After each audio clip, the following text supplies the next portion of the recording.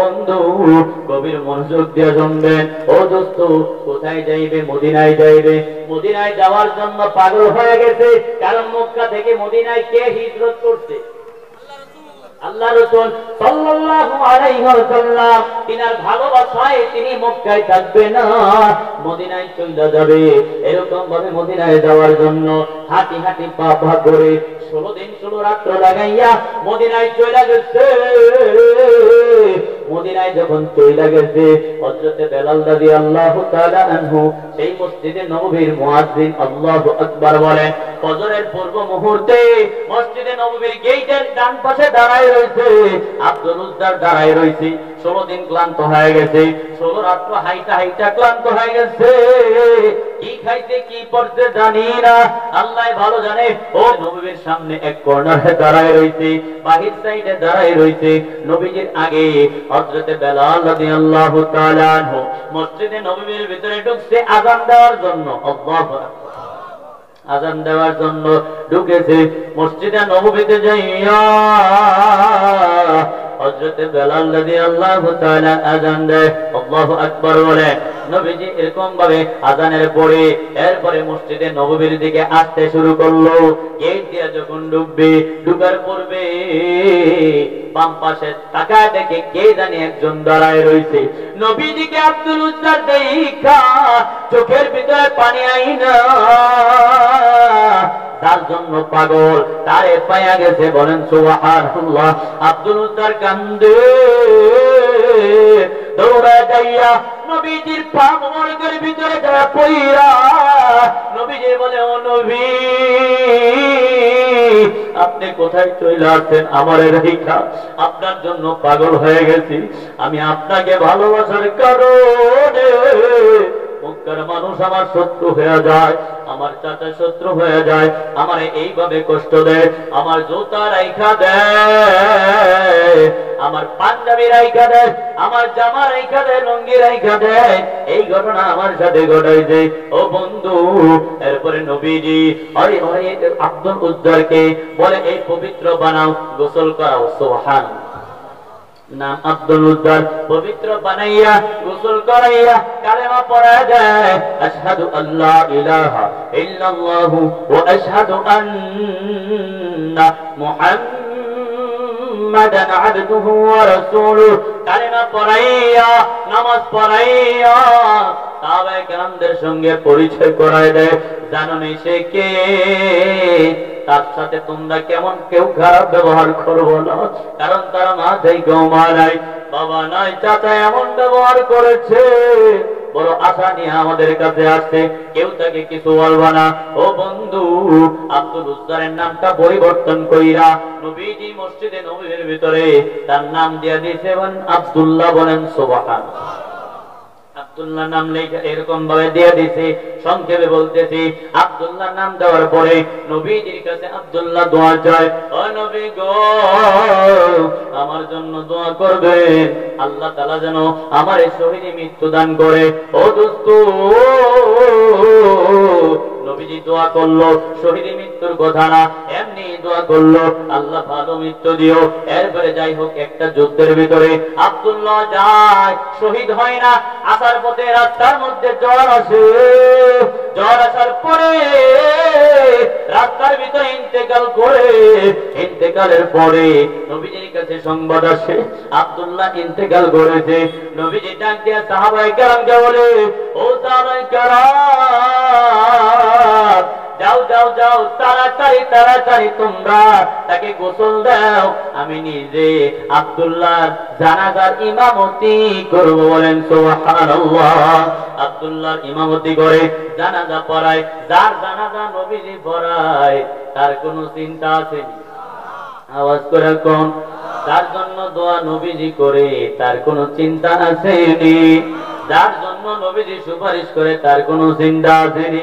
কিন্তু দোয়া পাওয়ার জন্য যে কাজ করা দরকার করণ লাগবনি। ও বন্ধু, জানাজা পড়াইয়া এরকম ভাবে সাহাবায়ে কেরামদেরকে নবীজি বলে, তোমরা কেউ কবরে নামবা না। নবীজি স্বয়ং নিজে কবরে নাই মা। এরপরে বলে, দাও দাও দাও, আমার কোলের ভিতরে দাও, বলেন সুবহানাল্লাহ। আব্দুল্লাহ লাশটা কোলের ভিতরে নিয়া মালিকের দরবারে ডাক দিয়া কয়, মালিক গো,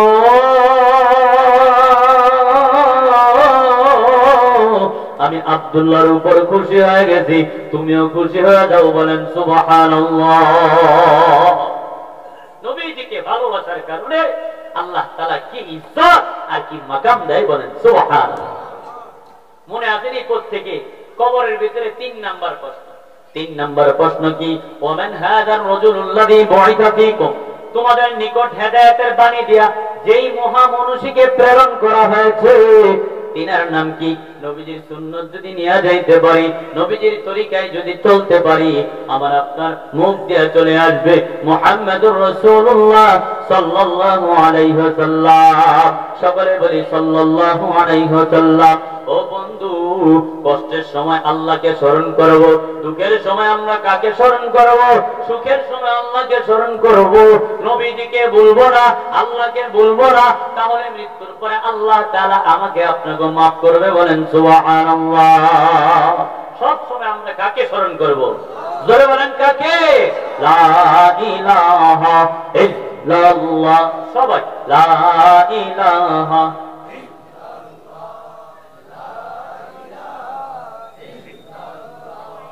লা ইলাহা ইল্লাল্লাহ, লা ইলাহা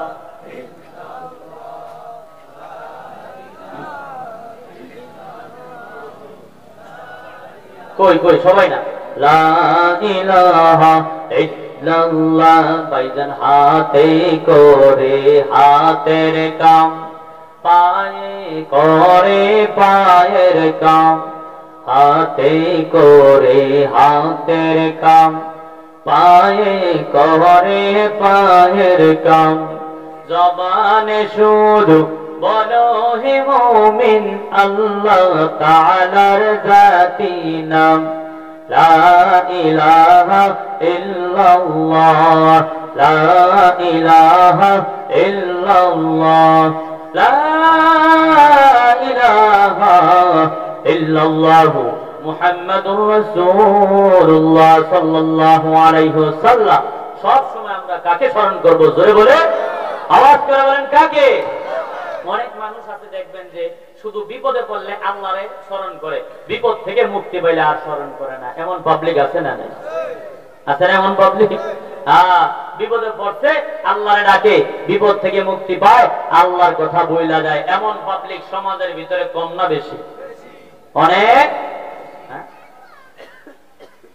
এমন পাবলিক অভাব নাই। উদাহরণ দিলে বুঝবেন। এক কিপটা ব্যক্তি, কিপটা চিনেন নি আপনারা?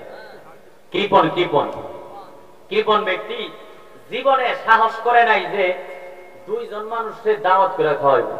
কয়জন মানুষের? আপনারা মনে মনে ভাবতেছেন হুজুরে দাওয়াতের চেষ্টা করতেছে, দাওয়াতের ফন্দি করতেছে। খোদার কসম হুজুর গো দাওয়াতের অভাব নাই, আলহামদুলিল্লাহ। আরো করে বলেন আলহামদুলিল্লাহ। আপনারা তো অনেকে চিন্তা করেন হুজুর বানাবো, মাদ্রাসায় পোলাপান পড়াবো, ভিক্ষা করে খাওয়ান লাগবো। নাউজুবিল্লাহ, ভিক্ষা করে খাওয়ান লাগবে? হুজুররা যেই খাওয়ান খায়, আল্লাহ তাআলা হুজুর ঘরে যেই খাওয়ান খাওয়ায়, পুরা পৃথিবীর ভিতরে, আসমানের নিচে, জমিনের উপরে, এর থেকে ইজ্জতের খাবার আর কেউ খাইতে পারে না, বলেন সুবহানাল্লাহ। হুজুররা ভিক্ষা করে খাওয়ান লাগবে? আরে মুরব্বী দাদারা, চাচারা, দাদিরা গাছের যে আখ ফলটা বুঝেননি, প্রথম ফলটা চিন্তা করে ইমাম সাহেবরে দিব, আলহামদুলিল্লাহ।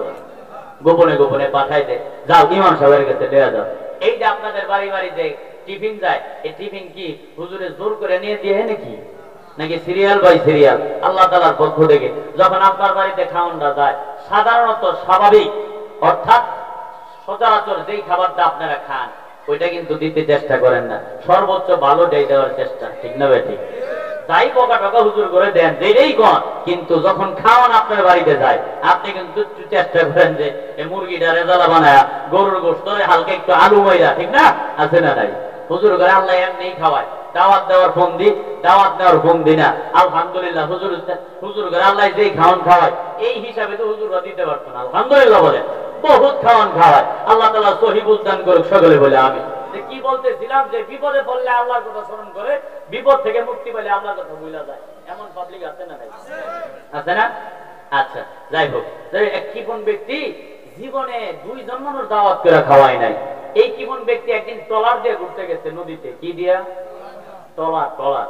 অনেক ঝড় আসছে, ঝড় আসার পরে ট্রলার ডুবে গেছে, পার দেখা যায়। হাবুডুবু খাইতে খাইতে ওই কিপটা ব্যক্তি একটা নিয়ত করতেছে আর কি, যখন ডুবছে আর কি নিয়ত করতেছে, আল্লাহ যে বিপদ আমি পড়লাম, তুমি যদি আজকে আমার এই বিপদ থেকে মুক্তি দাও, তাহলে আমি 1000 মানুষের বিরিয়ানি রেন্দা খাওয়াবো। কয় হাজার? উনি জীবনে কয়জনে খাওয়ায় নাই? 2 জনে খাওয়ায় নাই। নিয়ত করছে কয়জনের? 1000-এর।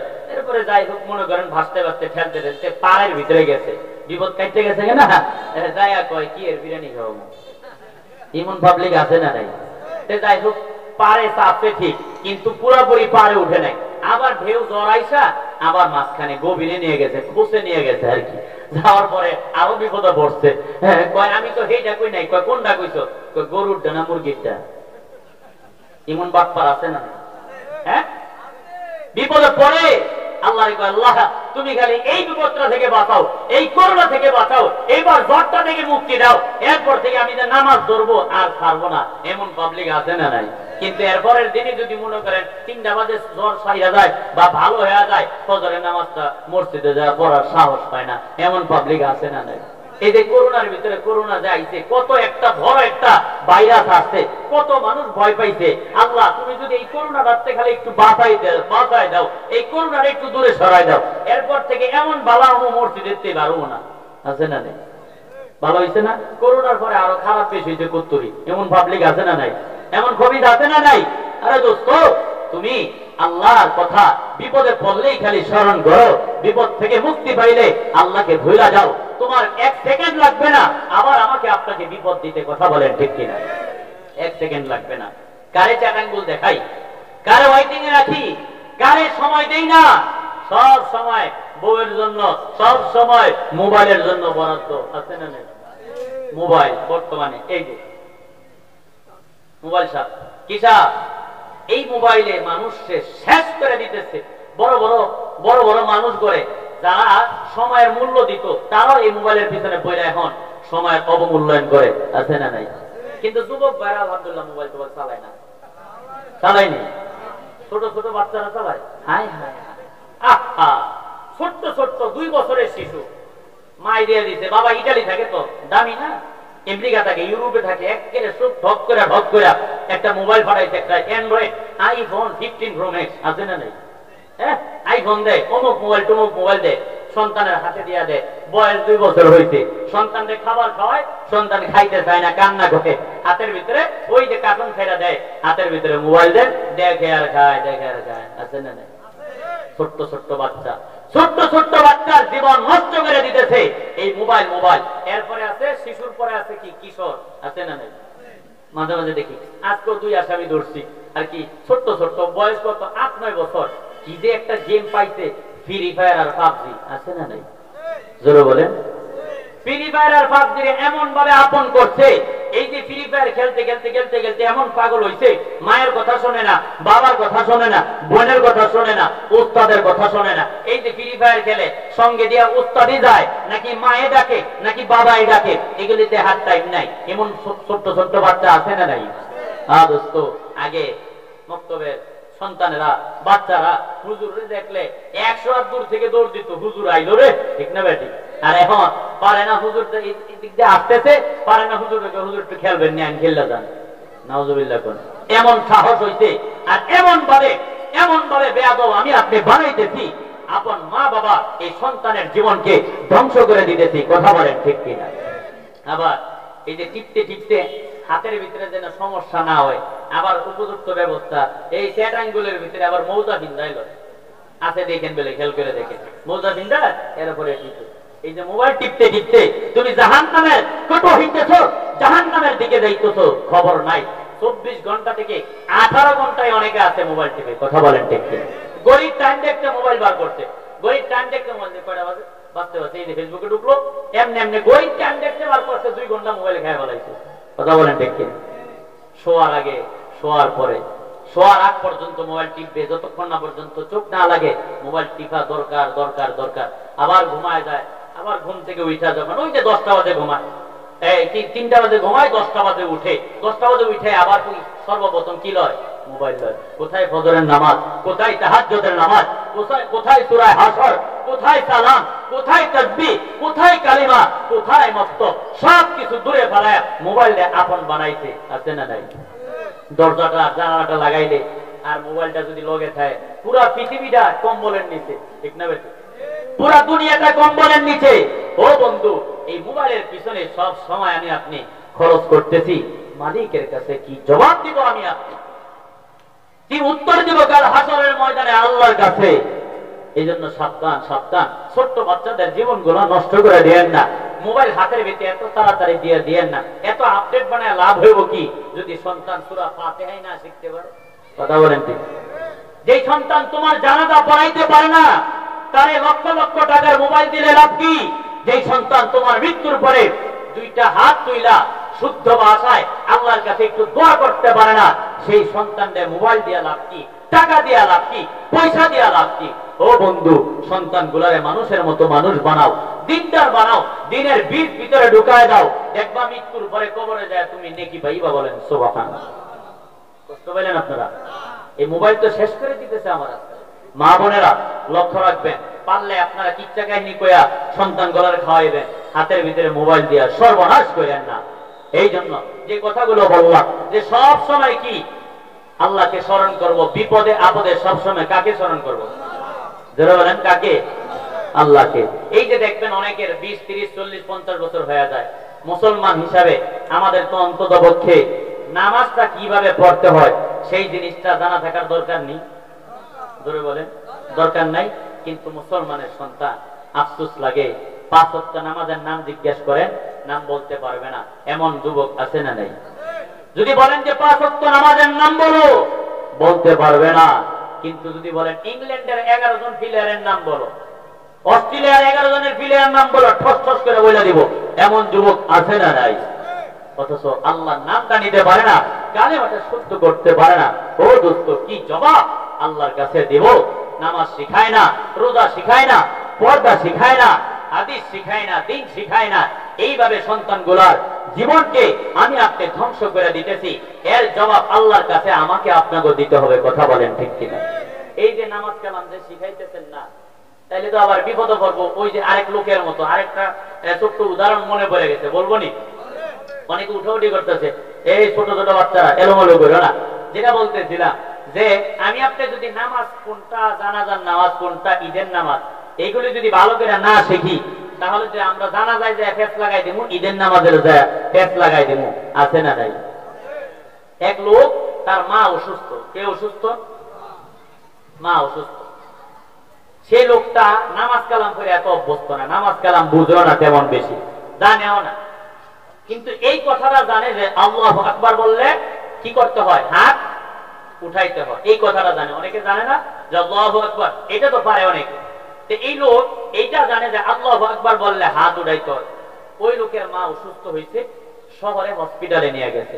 3-4 দিন কষ্ট করার পর 4 দিনের মাথায় মারা গেছে। কয় দিনের মাথায়? 4 দিনের মাথায় মারা গেছে। মারা যাওয়ার পর কষ্ট করে লাশ বাড়িতে নিছে, গেছে 3টার দিকে রাত্র। যায় বিবি বলে, বিবি 4 দিন ধরে ঘুমাইতে পারি না, মায়ের লাশটা রাখলাম, আমি একটু আরাম করি, না হয় আমিও বাঁচবো না। এটা বইলা সে আরাম করতেছে। জোহরের পরে জানাজা। জোহরের পরে কি? জানাজা। এই লোক নামাজ কালাম না পড়লে কি, কিন্তু এই জিনিসটা জানে আল্লাহু আকবার বললে কি করতে হয়? হাত উঠাইতে হয়। জোহরের পরে জানাজা। জানাজার সময় ইমাম সাহেবের পাশাপাশি কিন্তু, অর্থাৎ সামনের কাতারেই কিন্তু সন্তানগুলো দাঁড়ায়। কোন কাতারে? কোন কাতারে দাঁড়ায়? মা মারা গেছে, সন্তান সামনের কাতারে দাঁড়াইছে। দাঁড়ানোর পরে দাঁড়ায় রয়েছে, কি পারে আল্লাহ জানে। তো লগে সঙ্গে একজন বুড়া কিছু লোক থাকে না, ঠেড়ায় একটু জালালি তবিয়তের মেজাজ পড়া, উল্টা পাল্টা দেখতে পারে না। এমন একজনের লগে দাঁড়াইছে মায়ের জানাজা পড়ার জন্য। কার জানাজা? জানাজার নামাজে ইমামতি ইমাম সাহেব হুজুর করতেছে। প্রথমে বলছে আল্লাহু আকবার, সবাই হাত উঠায়া পাচ্ছে। দ্বিতীয় তাকবীর দিছে, তিনি হাত এমন করে। 3 নাম্বার তাকবীর দিছে, হাত এরকম করে। 4 নাম্বার দিছে, হাত এরকম করে। পাশের যে মুরব্বী সালাম ফিরায় কয়, এই মিয়া আপন মায়ের জানাজার নামাজ তো তুমি ভালো করে পড়তে পারো না, কি শিখছো জীবনে? শরম পাইছে নি পায় নাই? জোরে বলেন পাইছে নি পায় নাই? একটা লজ্জা লয়ে হিটলে মনে মনে রাখছে, তখন তখন দিছে। এরপরে 2 মাস পরে হইলো রোজার ঈদ। কিসের ঈদ? জোরে বলেন। ঈদের মধ্যে 2 রাকাত নামাজ আছে, ঈদের নামাজ জানেন নি আপনারা? ঈদের নামাজ কয় রাকাত?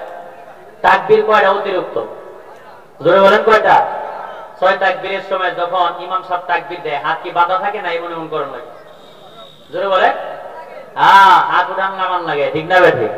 কিন্তু ওই ভদ্রলোক ওই যে জানাজা পইরা যে একটা ফিস খাইছে, ফুস খাইছে, এটা মাথার ভিতরে গুড়গুড় করতেছে, কি একটা শরম আমি পাইলাম। যাই হোক, মা যেহেতু মারা গেছে 2-3 মাস, তো সন্তানের মনটা একটু কি থাকে, নরম থাকে। ঈদের নামাজে তাড়াতাড়ি একটা জায়নামাজ নিয়ে এরকম ভাবে কোথায় গেছে? ঈদগায় গেছে। ঈদগায় যাওয়ার পরে ঈদের নামাজে যখন ইমাম সাহেব দাঁড়াইছে, প্রথম তাকবীর দেওয়ানোর পরে এরকম ভাবে কি কইরা সানা পইরা ইমাম সাহেব দ্বিতীয় তাকবীর দিতেছে, আল্লাহু আকবার। সবাই হাত উঠায়, সবাই হাত এমন এমন করে, আপনি হাত আরো টাইট করে। কি করে? টাইট করে। তো 3 তাকবীরের ভিতরে হাত উঠায় না, নামায় না, আরো বাদে দ্বিতীয় নম্বর রাকাতে 3 তাকবীরে একবার হাত উঠায় না, নামায় না, হাত আরো টাইট করে। তো নামাজের পরে আরেক লোক জিগায় যে ভাই আপনি যে একবারও হাত উঠাইলেন না, নামাইলেন না, ব্যাপার কি? তিনি আবার ওনারে ধমক মারে, এই মিয়া একবার হাত উঠায় নামায় যে ধমক খাইছে আবার। এটা না জানার কারণে। কি করার কারণে? না জানার কারণে। এই জন্য দোস্ত, নামাজ কিন্তু সঠিকভাবে শিখতে হবে। কি করতে হবে? সঠিকভাবে শিখতে হবে। শিখবো তো ইনশাআল্লাহ। অন্তত পক্ষে প্রত্যেক শুক্রবার দিন নামাজটা পড়বো তো আমরা, কয় ইনশাআল্লাহ। কি বার দিন? শুক্রবার দিন না প্রত্যেক দিন? কয় ওয়াক্ত? জোরে বলেন কয় ওয়াক্ত? আপনারা কোথায় গেছেন গা? নারায়ে তাকবীর, নারায়ে তাকবীর, নারায়ে তাকবীর। 5 ওয়াক্ত নামাজ আমরা পড়বো তো ইনশাআল্লাহ। যাই হোক, কবরের ভিতরে মনে আছে নি কয় নাম্বার প্রশ্নের কথা বলছিলাম? 3 নাম্বার। 3 নাম্বার প্রশ্ন করবে, ওমান হাযার রাজুলুল্লাযী বু'থা ফীকুম, তোমাদের নিকট হেদায়েতের বাণী দিয়ে যে মহা মনীষীকে প্রেরণ করা হয়েছে, তিনার নাম কি? 3 নাম্বার প্রশ্নের উত্তর, আমি আপনি যদি নবীজিকে ভালোবাসা অন্ধকার কবরে যাইতে পারি, যদি কবরের ভিতরে নবীর সুন্নাত নিয়ে যাইতে পারি, তাহলে আমার আপনার মুখ দিয়ে চলে আসবে মুহাম্মদুর রাসূলুল্লাহ সাল্লাল্লাহু আলাইহি ওয়াসাল্লাম। এরপরে যখন উত্তর সঠিক হয়ে যাবে, আল্লাহ পাকের পক্ষ থেকে আওয়াজ আসবে, কদ সাদ্দাকাত আবদি, আমার বান্দা সত্য বলেছে, ফাআফরিশু ওয়া আলবিসু, জান্নাতে বিছানা বিছা দাও, জান্নাতে পোশাক পরায় দাও। বলেন সুবহানাল্লাহ। এরপরে এই 3 প্রশ্নের উত্তর সঠিক হয়ে যাওয়ার পরে আল্লাহ তাআলার অনুমতি ক্রমে জান্নাতে পোশাক পরায় দিবে, জান্নাতে বিছানা বিছায় দিবে, জান্নাত থেকে একটা জানালা খুলে দিবে, আলো বাতাস সেই কবরের ভিতরে আসতে থাকবে। নেককারের কবরে নাকি বদকারের? জোরে বলেন কোন কারের? নেককারের কবরে জান্নাত থেকে আলো বাতাস আসতে থাকবে।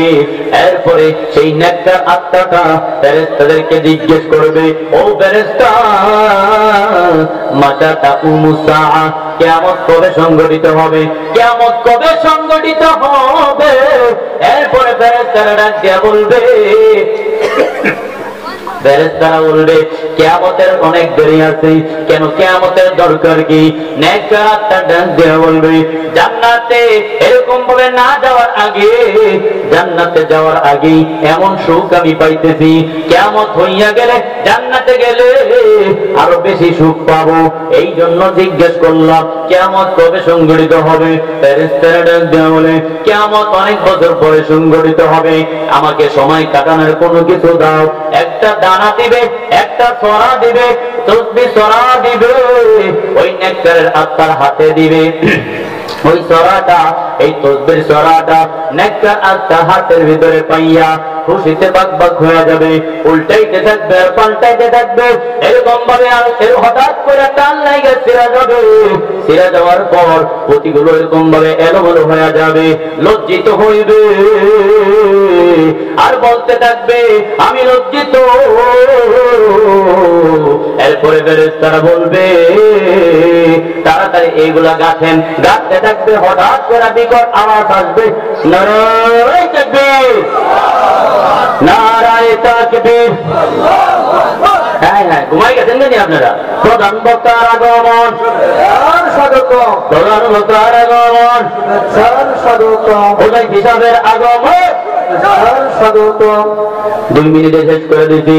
ও বন্ধু, গভীর মনোযোগ লাগায় শুনবে। এরপরে দানাগুলা সুতার ভিতরে গাঁথতে থাকবে, গাঁথতে থাকবে, হঠাৎ করে বিকট আওয়াজ আসবে। আওয়াজ পাইয়া এরকম ভাবে একটা আত্মাটা এরকম ভাবে জিজ্ঞেস করবে কি ব্যাপার, কি ব্যাপার, কিসের আওয়াজ আসলো? এরপরে ডাক দিয়া বলবে, ফেরেশতারা বলবে কিয়ামত সংঘটিত হয়ে যাবে, সেটার আওয়াজ আসছে, বলেন সুবহানাল্লাহ। এরপরে একটা আত্মা বলবে আপনারা তো বললেন অনেক বছর পরে কিয়ামত হবে, কিন্তু এত তাড়াতাড়ি আওয়াজ আসলো, ব্যাপার কি? তখন ফেরেশতারা ডাক দিয়া বলবে আপনি যে এই দানাগুলা সুতার ভিতরে গাঁথতেছিলেন, এর মধ্য দিয়া অনেক বছর অতিবাহিত হয়ে গেছে, বলেন সুবহানাল্লাহ। এইভাবে নেককারের সময় কবরে কাটবে, এরপরে বদকারের সময় কেমনে কাটবে এটা নেক্সটে ইনশাআল্লাহ পরবর্তীতে সময় সুযোগ হলে বলবো। আল্লাহ তাআলা আমাদের সবাইকে নেককার হয়ে নবীদের ভালোবাসা নিয়ে আল্লাহর মহব্বত নিয়ে কবরে যাওয়ার তৌফিক দান করুক, সকলে বলি আমিন। সম্মানিত হাজিরিন, দেখেন হুজুর আপনারা বেজার হয়েছেন নাকি? কষ্ট পেয়েছেন আপনারা? আপনাদের অবস্থা অনেক আলহামদুলিল্লাহ বেশি মানুষ, কিন্তু মন দায় করে যে আপনাদের মন গলা ভাঙ্গা হয়েছে। এই যে হুজুর আসছে, এই হুজুর আসতে কত ব্যস্ততার মাঝে যে এই ডেটটা আমার মাধ্যমে আপনাদের পাশে যে বড় মাদ্রাসার মুহতামিম সাহেব আমার মাধ্যমে হুজুরের কাছ থেকে নিছে। কারণ হুজুরের আমি অনেক কাছের একজন মানুষ, হুজুরের ভাই লাগি, বন্ধু লাগি, দোস্ত বলেন, ভাই বলেন, যেটাই বলেন, কিন্তু হুজুরে আমরা এখন লাভ পাই না, আলহামদুলিল্লাহ বলেন। পুরা বাংলাদেশের সফর, সিলেট অঞ্চলে বেশি মাহফিল ওদিকে বেশি করে, শুধু এই একটা দিনের জন্য বহুত কষ্ট কইরা আপনাদের কাছে একটু দোয়া নেওয়ার জন্য আসছে, একটু দোয়া দিবেন তো ইনশাআল্লাহ। যাই হোক, হুজুর অনেক ব্যস্ত থাকার পর আপনাদের কাছে আসছে। যাই হোক, মোমবাতি চেনেন না আপনারা? মোমবাতি আর এই টিউবলাইট চেনেন? আচ্ছা, কারেন্ট যদি যায় মানুষ কি জ্বালায়? মোমবাতি। কিন্তু যখন কারেন্ট চলে আসে, টিউবলাইট চলে আসে, তখন মোমবাতি লাগেনি আর নিভাই দেয়। আমরা মোমবাতি, টিউবলাইট চলে আসছে, আলহামদুলিল্লাহ আমাদের আর কোনো দরকার নাই। এখন মন বোঝা ইনশাআল্লাহ কথা শুনবেন, সামনের দিকে তাড়াতাড়ি চাইবা বসে। আসসালামু আলাইকুম ওয়া রাহমাতুল্লাহি ওয়া বারাকাতুহু।